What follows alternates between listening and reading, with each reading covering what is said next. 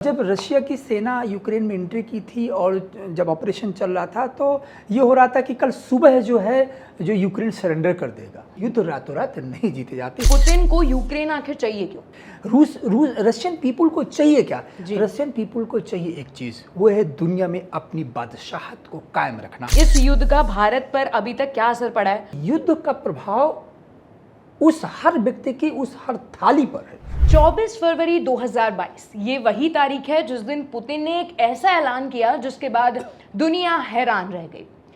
Ukraine के लोगों की चीख पुकार हर जगह सुनने को मिली। वैसे देखा जाए तो दूसरे विश्व युद्ध के बाद ये युद्ध जो है वो एक सबसे बड़ा संकट है। ऐसे में ये युद्ध आगे क्या मोड़ लेगा और भारत की इस युद्ध में क्या भूमिका है, इस सब पे बातचीत करने के लिए आज हमारे स्टूडियो में एक्सपर्ट प्रोफेसर संदीप त्रिपाठी जी मौजूद हैं। संदीप जी, आपका बहुत बहुत स्वागत है। Thank you so much for having me here. Sir, मेरा सबसे पहला सवाल ये है आपसे कि इस युद्ध को 2.5 साल बीत चुके हैं।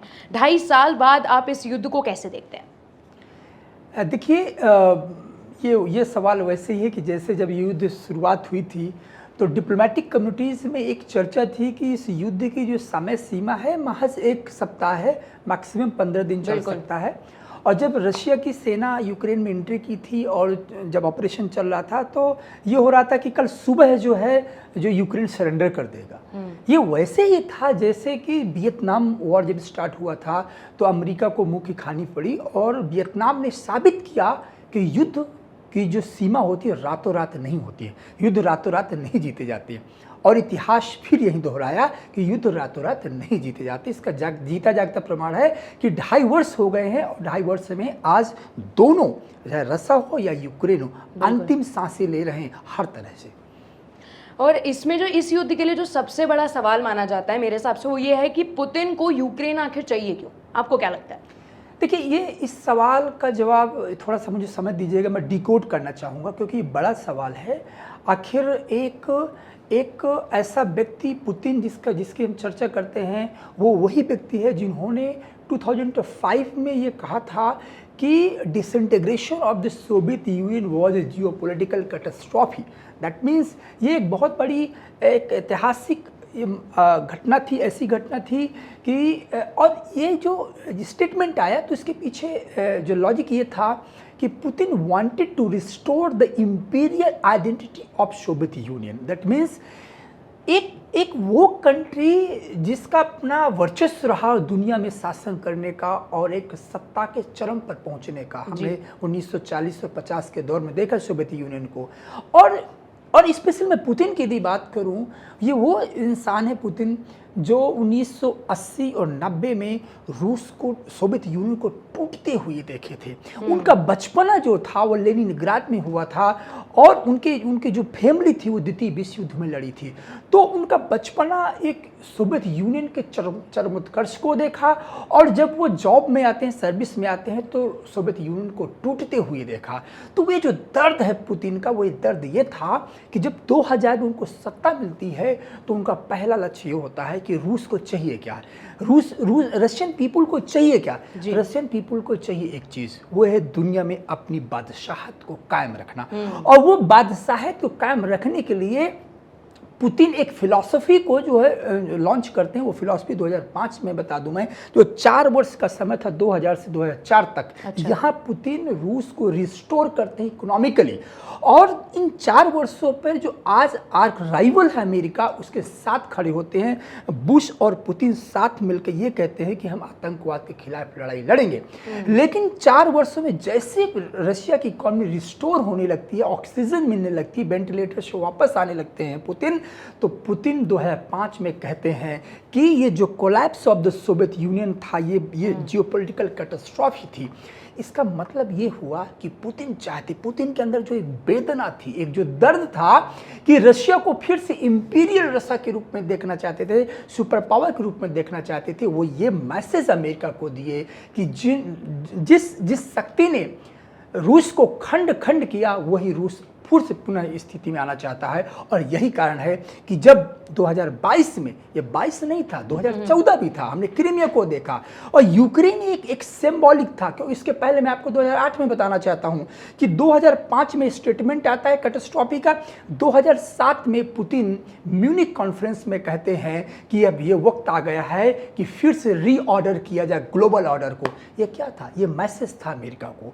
और 2008 में जॉर्जिया पर अटैक करता है रूस और वहां विक्ट्री लेता है और वेस्ट को, नाटो को मैसेज देता है कि now the time is has changed, time has changed, geopolitics has changed.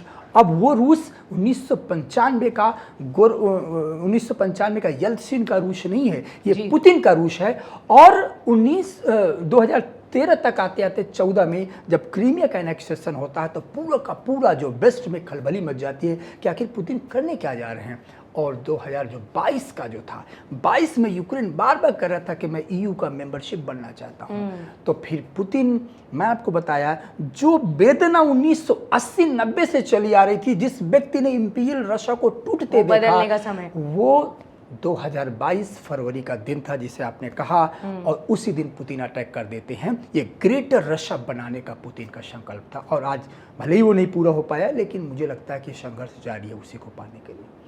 जी, अब थोड़ा भारत की बात कर लेते हैं। मैं कह रही हूँ कि इस युद्ध का भारत पर अभी तक क्या असर पड़ा है और आपको क्या लगता है कि आगे, जैसे अगर ये अभी युद्ध चल ही रहा है, आगे क्या भारत पर असर पड़ सकता है? ये भी बड़ा बहुत दिलचस्प, बहुत महत्वपूर्ण सवाल है और मैं अपने व्यूअर्स को बहुत ही सिंपल भाषा में समझाना चाहता हूँ, क्योंकि इसकी चर्चा लगभग हर कोने पर होती है। गली मोहल्ले में चले जाइए, टेलीविजन में कहीं चले जाइए कि युद्ध का प्रभाव क्या है। तो बहुत ही सिंपल शब्दों में कहूँ कि युद्ध का प्रभाव उस हर व्यक्ति की, उस हर थाली पर है।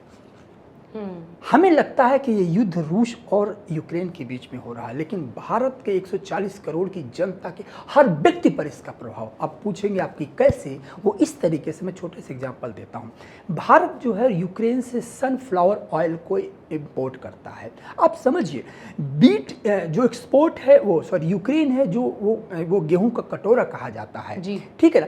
तो इस तरीके का जहाँ से हमारा इंपोर्ट और एक्सपोर्ट होता है, वो कंट्री तबाह हो जाए यदि, तो ऑब्वियसली इस पर प्रभाव पड़ना लाजिमी हो जाता है। तो पहला कि वो कंट्री जो तबाह हुई है, यूक्रेन की मैंने चर्चा किया, हम जो इंपोर्ट करते थे हमारा इंपोर्ट बंद हो गया। इसका मतलब है कि फूड क्राइसिस भारत पर आपको दिखेगी। मैं सिर्फ भारत की बात करूं, इसका दुनिया पर असर कनेक्टेड है। जी, फूड क्राइसिस। और मैंने आपको थाली की समस्या बताया कि इन्फ्लेशन होगा। क्यों? क्योंकि आप तक वो सनफ्लावर ऑयल आ नहीं रहा, आप तक वो व्हीट आ नहीं रहा, आप तक राइस आ नहीं रहा है, तो आ नहीं रहा, तो शॉर्टेज होगी। जब शॉर्टेज होगी तो इन्फ्लेशन होगा और डायरेक्ट हर व्यक्ति पर प्रभाव पड़ेगा।